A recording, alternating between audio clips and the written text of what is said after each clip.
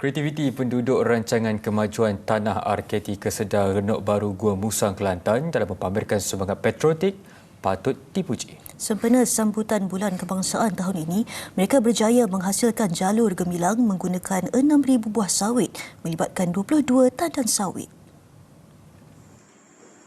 Kreativiti unik ini menjadi simbolik kepada penempatan RKT itu yang dibangunkan dengan keringat dan titik peluh peneroka serta hasil sawit. Lebih unik, projek yang mengambil masa seminggu untuk disiapkan ini melibatkan penduduk setempat termasuk kanak-kanak tabika kemas. Ia sekaligus menjadi tarikan utama pada sambutan pra-kemerdekaan yang diadakan penduduk. Langsung meriah, penduduk mengambil bahagian dengan mengenakan busana tradisional seperti baju kurung lama, kain batik, semutar dan kain pelikat. Penglibatan merentas generasi membuktikan semangat patriotik dan kerjasama dalam kalangan komuniti setempat.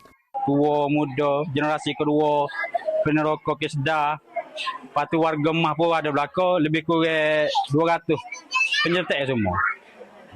Bagaimana pada tahun ini? Pada tahun ini sambutan dia ni agak luar biasa lah. Maknanya ramai orang mari tu pun sebabnya kita buat bendera ni luar biasa sikit.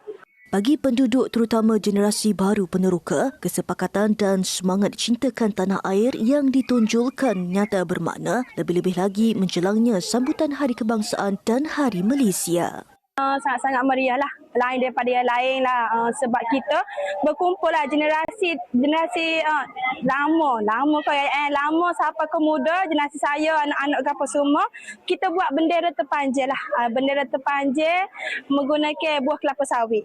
Syukur sekali sebabnya sambutan ni lain pada yang lain. Sebab kita buat bendera, 2 kaki dia paling panjang sekali dengan buah sawit. Jadi orang kampung, apabila kita rakyat nak buat bendera ni, pakat waktu ambil buah sawit. Justru mereka berharap acara penuh patriotisme itu dapat dianjurkan dengan skala lebih besar pada masa hadapan.